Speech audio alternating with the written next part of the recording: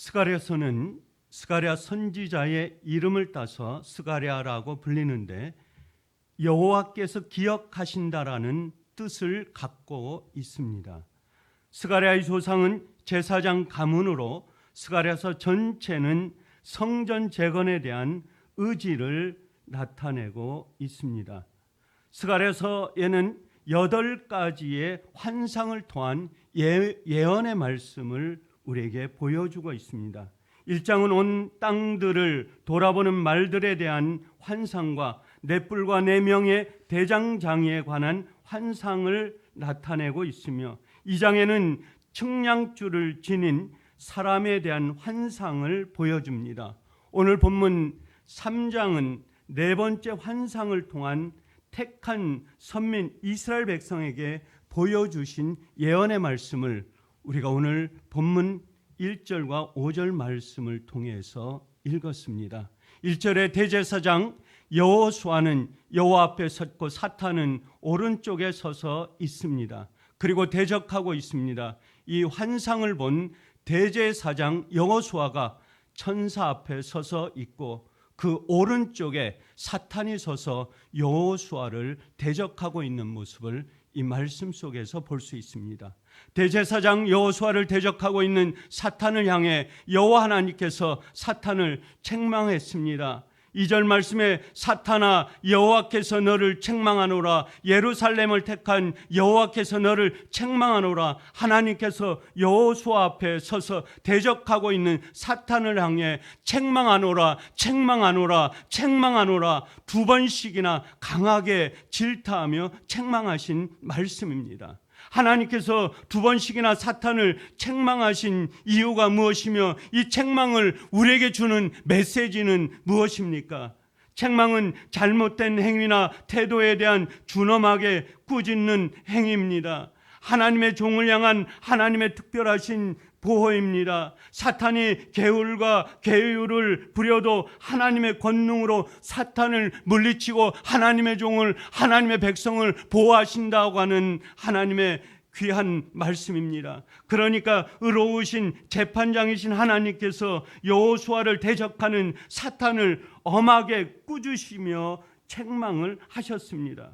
2절 하반절의 말씀에 이는 불에서 꺼낸 그슬린 나무가 아니냐. 여기서 이는 대제사장 여호수아와 그가 대표하고 있는 택한 선민 이스라엘 백성을 말씀하고 있습니다.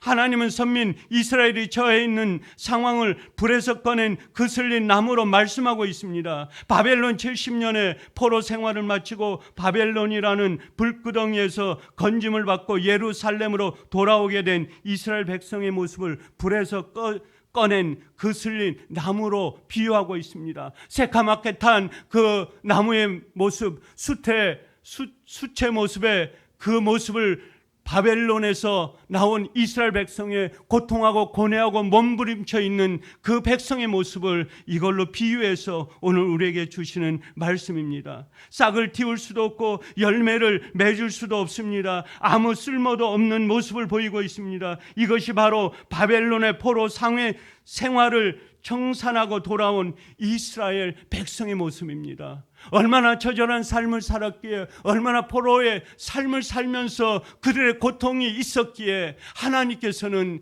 이러한 환상을 통해서 스가랴 선지자를 통하여 우리에게 보여주는 말씀입니까?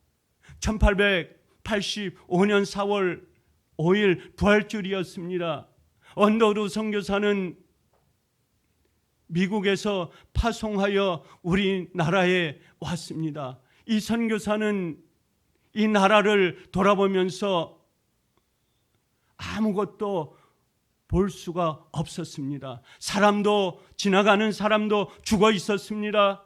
주변에 나무들도 죽어 있었습니다. 그리고 황량한 땅과 고통스러운 환경만 바라보고 있었습니다. 그래서 언더우드 선교사는 하나님 앞에 내가 여기에 있을 수가 없다고 탄원하면서 돌아가야 되겠다고, 내가 이곳에서 있을 수 있는 공간은 없다라고 하면서 이곳에 저를 왜 보냈습니까? 이곳에 저를 있게 한 이유가 무엇입니까? 하나님 앞에 기도했습니다. 그러나 하나님께서 저를 이곳에 남으라면 이곳에 있겠습니다. 하나님께서 저를 이 땅을 고치고 이 땅에 새로운 비전과 꿈을 심으라면 이곳에 남겠습니다.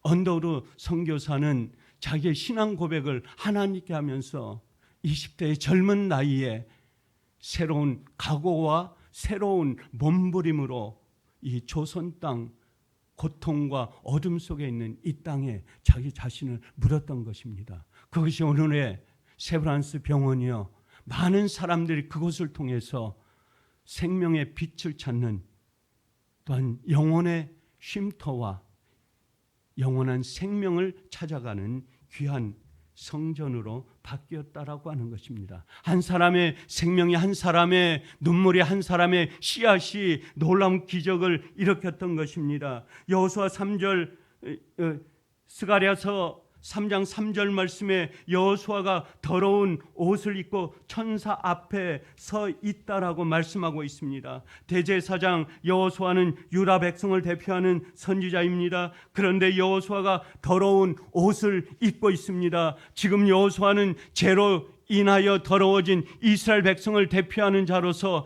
여호와의 천사 앞에 서 있는 것을 보고 있습니다. 하나님께서는 스가랴 선지자를 통해서 여호수아가 더러운 옷을 입고 있는 그 모습을 바라보면서 백성들이여 저 모습을 봐라. 그 모습은 바로 우리의 모습이요, 그 모습은 바로 저들의 삶을 통해서 나타난 그 고통 속에서 있는 더러운 옷을 입을 수밖에 없는, 더러운 옷의 모습으로 비춰질 수밖에 없는 그러한 부분이라고 하는 것입니다. 오늘 삶을 살아가는, 이 세상을 살아가는 하나님의 백성들인 저희들의 입고 있는 옷의 모습을 주님께서는 이 말씀을 통해서 우리에게 주시는지도 모른다는 것입니다. 더러운 옷은 불결하고 악취가 납니다. 냄새가 진동합니다. 고통스럽습니다. 스가랴 선지자의 환상을 통해 보여주신 이스라엘 백성들의 모습은 불에서 꺼낸 그슬린 나무였다고 하는 것입니다.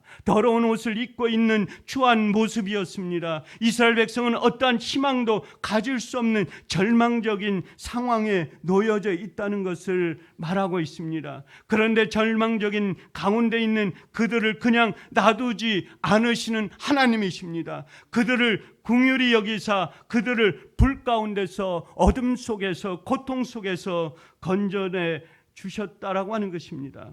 다니엘서 3장 이하에 보면 다니엘의 세 친구 사드락, 메삭, 아벳느고가 나옵니다. 10절에 모든 사람이 나팔과 피리와 수금과 양금과 상황과 및 모든 악기 소리를 듣거든 엎드려 금신상에게 절하라 라고 말씀하고 있습니다. 느부갓네살은 사드락, 메삭, 아벳느고, 다니엘의 세 친구를 향해 금신상에 절하라고 명령했던 것입니다. 그러나 16절 말씀에 사드락, 메삭, 아벳느고는 왕에게 대답하였습니다. 느부갓네살 왕이여, 우리가 이 일에 대하여 왕에게 대답할 필요가 없나이다.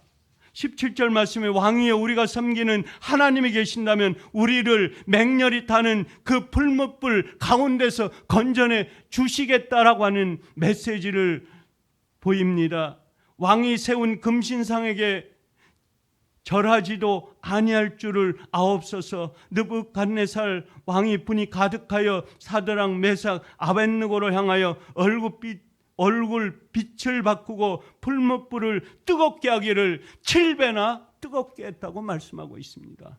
그러나 그 뜨거운 풀무불 속에 사드락, 메삭, 아벳느고, 다니엘의 세 친구가 들어갔습니다. 그러나 놀라운 일이 벌어졌습니다. 그곳에 들어간 사드락, 메삭, 아벳느고, 다니엘의 세 친구는 아무 이상도 없이 왕에게 보여진 것은 3명이 아니요 4명, 천사까지 보여준 모습입니다. 그것을 바라본 느부갓네살 왕은 깜짝 놀랐던 것입니다.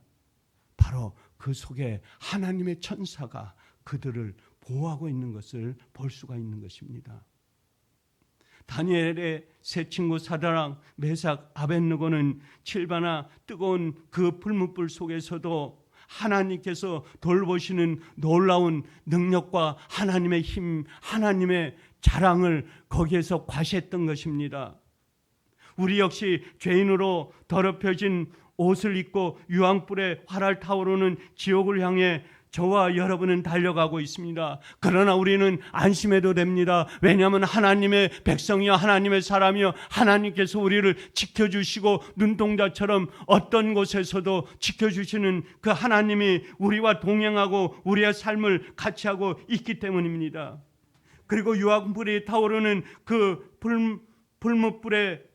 불못에 떨어져 영원한 증오와 고통 속에 살아야 할 저희들이 그 속에 있을 필요가 없는 것입니다. 왜냐하면 우리는 예수님께서 우리를 십자가의 구속으로 우리를 구원해 주셨기 때문입니다. 어둠 속에 달려가고 있는 저희를, 지옥 유황불 속에 달려가고 있는 저희들을 하나님의 놀라운 생명의 빛으로 그리스도의 주님의 십자가의 보혈로 저희의 구원의 놀라운 생명의 빛을 얻었던 것입니다. 하나님께서는 여호수아가 입은 더러운 옷을 벗기고 깨끗하고 거룩한 예식의 옷을 입혀 주셨습니다. 정결한 관을 여호수아의 머리에 씌우시게 하시고 천사들을 그 앞에 서게 하셨던 것입니다. 하나님께서는 깨끗하고 정결하게 하신 후에 역할을 맡기시고 감당하게 하시는 것입니다. 더러운 옷을 입을 때 더러운 것으로 더러운 몸과 더러운 추한 냄새가 나는 몸으로, 사악한 몸으로는 하나님의 일을 감당할 수 없습니다. 그렇기 때문에 하나님께서는 저와 여러분에게 감당하실 수 있는 선한 옷으로, 선한 말씀으로, 선한 양식으로, 선한 그릇으로 깨끗한 옷을 입히시면서 하나님의 말씀을 섬기게 하시며 하나님의 종으로 우리를 여기까지 오게 하시는 것입니다. 하나님의 말씀은 생명의 말씀입니다.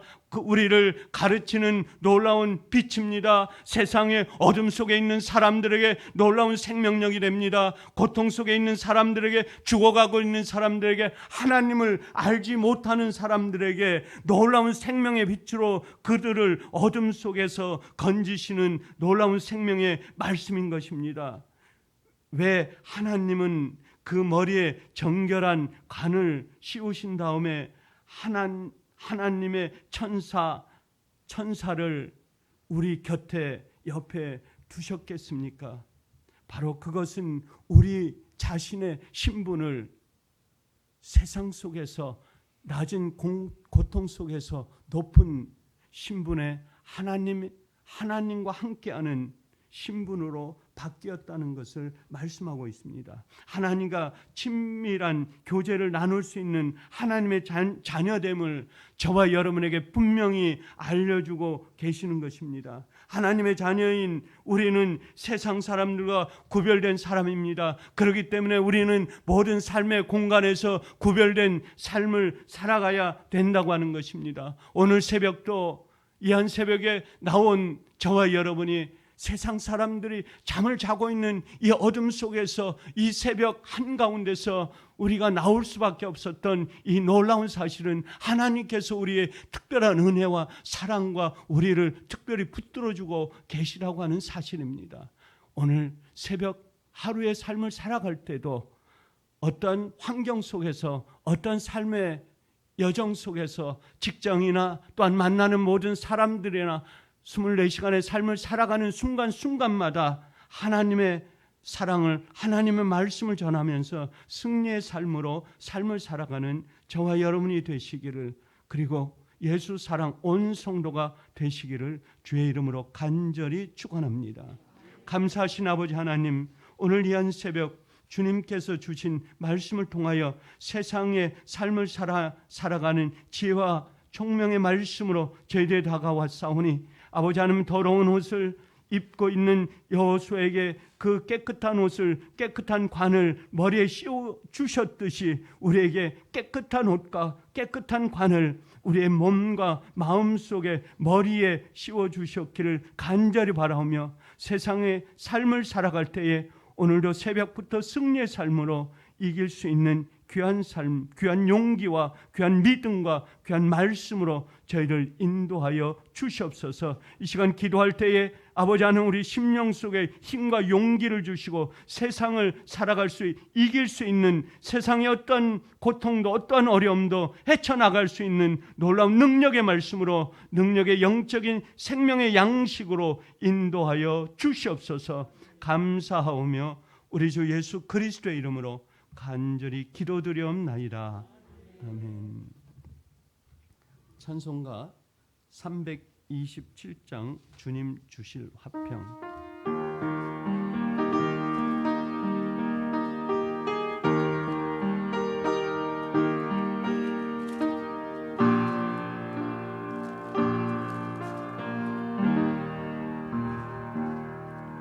주님 주실 화평 믿음 얻기 위해 너는 정성껏 기도했나.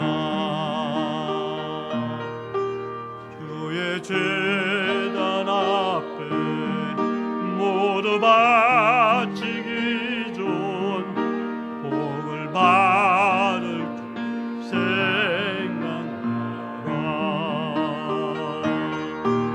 주의 제단에 산제사 드린 후에 주 내 맘을 주장하여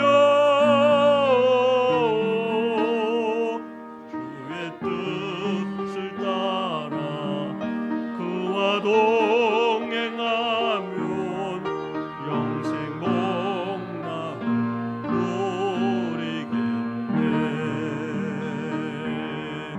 주의 밝은 빛에 항상 활동하며 선한 싸움을 힘쓰겠나.